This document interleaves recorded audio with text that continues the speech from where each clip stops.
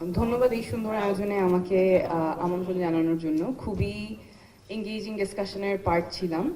আমি সংক্ষেপে দুইটা বিষয় নিয়ে কথা বলবো। একটা হচ্ছে যে নাগরিক ইশতেহারের কথা আমরা শুনলাম, অনেকে মতামত দিলেন। নাগরিক হিসেবে আমিও একটা বিষয় এখানে যুক্ত করতে চাই।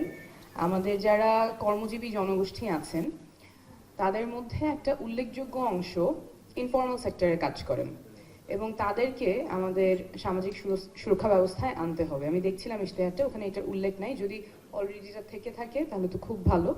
সুনির্দিষ্ট উদাহরণ যদি বলি, আমাদের যিনি রিক্সা চালক, তিনি আসলে কখন অবসর নিতে পারবেন সেটার কি কোনো উত্তর আমাদের কাছে আছে? যিনি রিক্সা চালাচ্ছেন 10 বছর 20 বছর রিক্সা চালিয়ে এখন তিনি আর শারীরিকভাবে এখন আর রিক্সা চালাতে পারছেন না, তার আবার আয় উপার্জনের জন্য হকার হিসেবে কাজ করতে হচ্ছে বা কোনো একটা কাজ করতে হচ্ছে, কারণ আমাদের সেই সামাজিক সুরক্ষা ব্যবস্থাটা আমরা এক্সটেন্ড করতে পারিনি। সো এইটা আমার মনে হয় যে আমাদের যে নাগরিক ইশতেহার ভিতরে আছে, মানে সামাজিক সুরক্ষার সর্বজনীনতা এবং একই সাথে ন্যূনতম আয়, দুটোকেই আমরা একসাথে মিলে দেখার পক্ষপাতী। ইনফর্মাল সেক্টরের ক্ষেত্রে যাতে এক্সটেন্ডেড হয়, ওটা তো সব নাগরিক ওই সমস্ত কর্ম হিসেবে ওটা, এবং তাদের কিভাবে এনআইডি পেতে হবে, তাদের কিভাবে আত্মপরিচয়কে নিতে, এটাও এটার সাথে যুক্ত হয়ে আসে। আপনার point is very well taken. We are resonating. Thank you. ওকে,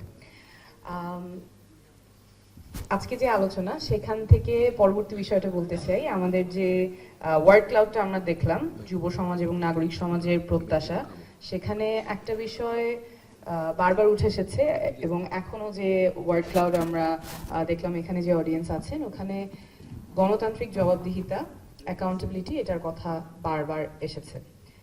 আমাদের যে বিদ্যমান ব্যবস্থা আছে সেখানে কিন্তু গণতান্ত্রিক জবাবদিহিতার কাঠামোটা খুব দুর্বল। যেমন আমি যদি এই জায়গায় বলি যে আমাদের তো সরকারের 3টা অংশ থাকে, লেজিসলেচার, এক্সিকিউটিভ, জুডিশিয়ারি।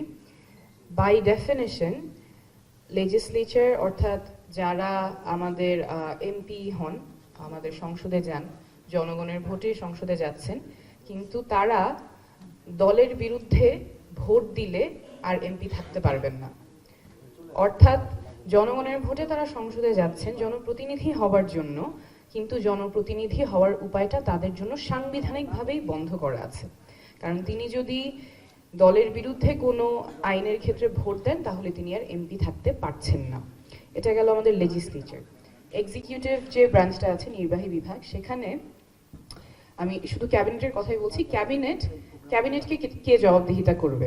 সংবিধানে আছে ক্যাবিনেটকে জবাবদিহি করবে পার্লামেন্ট, কিন্তু পার্লামেন্টেরও আবার হাত পা বাঁধা, কারণ তারা দলের বিরুদ্ধে ভোট দিতে পারছেন না। আমাদের যে মন্ত্রীরা আছেন, প্রধানমন্ত্রী আছেন, তিনি যদি দুর্নীতি করেন তাহলে জবাবদিহিতা কে নিবে? দুর্নীতি দমন কমিশন। কিন্তু দুর্নীতি দমন কমিশনের যে কমিশনার, তাকে নিয়োগ দিবেন প্রেসিডেন্ট, এবং প্রেসিডেন্টের এই কাজটা করতে হবে প্রধানমন্ত্রীর সাথে পরামর্শ করে। তো তাহলে তো আমরা একটা জবাবদিহিতার ব্যবস্থায় থাকতে পারলাম না। যে যার জবাবদিহিতা নিবে সেই তাকে নিয়োগ করছে, তাহলে এখানে জবাবদিহিতার কাঠামোটা তো খুব দুর্বল থাকছে। মানবাধিকার যদি লঙ্ঘন করে যারা ক্ষমতায় আছেন, যারা এমপি আছেন, মন্ত্রী আছেন বা প্রধানমন্ত্রী আছেন, তারা যদি মানবাধিকার লঙ্ঘন করেন, তখন সেই ক্ষেত্রে জবাবদিহিতাটা কে করবে? কোন প্রতিষ্ঠান করবে? মানবাধিকার কমিশন করতে পারে, কিন্তু মানবাধিকার কমিশনের ক্ষেত্রেও যারা মানবাধিকার কমিশনের কমিটিতে থাকবেন, সেখানে যারা থাকবেন তাদের যে বাছাই কমিটিতে আছেন আইনমন্ত্রী, স্বরাষ্ট্রমন্ত্রী। তো আইনমন্ত্রী যদি মানবাধিকার লঙ্ঘনের ক্ষেত্রে তিনি যদি অ্যাকিউজড হন, তাহলে তাকে যে জবাবদিহিতা করবে তিনি তার নিয়োগকর্তা। মানবাধিকার কমিশনের এবার আরো কঠিন হয়েছে, এবার ক্যাবিনেট সেক্রেটারিকে এর ভিতরে ঢুকিয়ে দেওয়া হয়েছে, তো আরেক সমস্যা হয়ে গেছে। এখানে কয়েকজন আছেন, যেমন আইন কমিশনের চেয়ারম্যান, ক্যাবিনেট সেক্রেটারি আগেই ছিলেন, মন্ত্রিপরিষদ সচিব, জাতীয় সংসদের স্পিকার কর্তৃক মনোনীত 2জন সংসদ সদস্য, যার মধ্যে একজন সরকারি দলের, একজন বিরোধী দলের। অর্থাৎ এখানে আসলে নিরপেক্ষতা, যেটা এগেন অনেকবার এসেছে, নিরপেক্ষতাটা এনশোর করে এবং জবাবদিহিতা এনশোর করার কাঠামো বিদ্যমান ব্যবস্থায় খুবই দুর্বল, এবং এটাই আমরা বারবার হতে দেখেছি।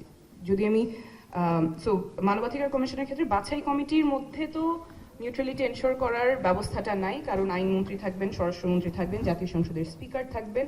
স্পিকার দুইজনকে মনোনীত করবেন, যার মধ্যে একজন সরকারি দলের, একজন বিরোধী দলের, আইন কমিশনের চেয়ারম্যান এবং মন্ত্রী পরিষদ সচিব। এইটা হচ্ছে বাছাই কমিটি। বাছাই কমিটি থেকে তারপরে রাষ্ট্রপতি নিয়োগ করবেন। রাষ্ট্রপতি অবশ্যই কাজ করতে পারে না প্রধানমন্ত্রীর পরামর্শ ছাড়া, এক্সেপ্ট অনলি 2 থিংস। সো এই জায়গায় আমাদের জবাবদিহিতার কাঠামোটা নাই, অর্থাৎ প্রধানমন্ত্রী যদি দুর্নীতি করে বা মানবাধিকার লঙ্ঘন করে, তাকে জবাবদিহি করার জন্য যে সাংবিধানিক প্রতিষ্ঠানগুলো আছে, সেই সাংবিধানিক প্রতিষ্ঠানগুলো নিরপেক্ষভাবে কাজ করার ক্ষেত্রে অনেক বড় বাধা, কারণ যাকে তার জবাবদিহিতা করতে হবে সেই তার নিয়োগকর্তা। জুডিশিয়ারির ক্ষেত্রে Chief Justice will be appointed by President. President is appointed by members of Parliament. And again, we know members of Parliament এর ক্ষেত্রে independently act করার যে সীমাবদ্ধতাগুলো আছে।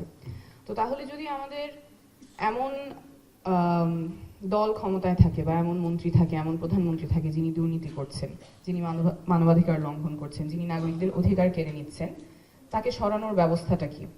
কারণ আমাদের জবাবদিহিতাকারী যে প্রতিষ্ঠানগুলো, সেগুলো তো খুবই দুর্বলভাবে আছে, জবাবদিহিতা এনশোর করার মেকানিজমটা নাই। সরানোর উপায় তাহলে নির্বাচন, 5 বছর পর পর নির্বাচন করে, যে সরকার যদি মানুষের পক্ষে কাজ না করতে পারে, মানবাধিকার লঙ্ঘন করে, দুর্নীতি করে, তাহলে 5 বছর পর পর নির্বাচনের মাধ্যমে জনগণ তখন রায় দিবে যে এই দল আর ক্ষমতায় থাকতে পারবে না। কিন্তু আমরা ওই জায়গাটাও বারবার দেখেছি যে নির্বাচন ব্যবস্থা বারবার ট্যাম্পার করা হয়েছে, রিগ করা হয়েছে।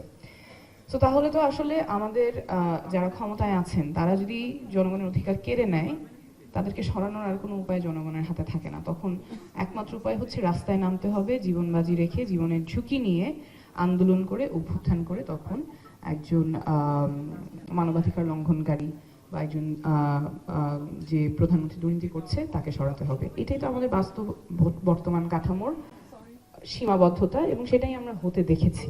তাছাড়া তো আর কোনো উপায় নাই আমাদের বর্তমান ব্যবস্থায়, তাছাড়া আর কোনো জবাবদিহিতার কাঠামোটা নাই, এবং এটা বারবার আমাদের নাগরিকদের কাছ থেকে, যুব সমাজের কাছ থেকে প্রত্যাশাটা আসছে। তো আমাদের এইটা নিয়ে I think we have to keep the conversation going, এবং সংস্কারের যে কথাগুলো আমরা বলে আসছি, সেই জায়গায় we need to keep the dialogue ongoing as well. কারণ এই বিদ্যমান ব্যবস্থায় জবাবদিহিতা এনশোর করা খুবই ডিফিকাল্ট, কাঠামোটা খুবই দুর্বল। আমি যদি আমার জনপ্রতিনিধির জবাবদিহিতা নিশ্চিত না করতে পারি, যাদের হাতে পাওয়ার থাকবে অ্যাবিউজ করার এবং ইউজ করার, তার জবাবদিহিতা এনশোর না করতে পারলে, how would be ensure that rights of people will be protected? Thank you.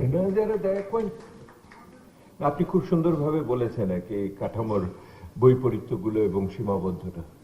তো ওই মঞ্জু ভাই যেটা বলছিলেন, আপনিও তো একই রকম ভাবে নতুন বন্দোবস্তের জন্য সংগ্রাম করেছেন। কি হলো ঘটনা? সংগ্রাম তো চলছে। উনি রাজনীতিবিদদের মতো উত্তর দেওয়া শিখে গেছে না? আরেকটু ভেঙে বলেন কি হলো ঘটনাটা। আমার মনে হয় যে প্রশ্নের উত্তর খুবই দরকার আমাদের। আপনি আমাদেরকে একদিন দাওয়াত দেন, সেখানে বলবো আর কি ডিটেইলস। না, আমি এই মানুষদের প্রত্যেকদিন আনতে পারবো না, অনেক খরচ। হ্যাঁ বলেন। আচ্ছা, আমার মনে হয় যে প্রত্যাশাগুলো আমরা এতক্ষণ শুনেছি এবং আপনারাও সারা বাংলাদেশ ঘুরে যেটা দেখে এসেছেন, দ্যাট ইজ ভেরি রিয়েল।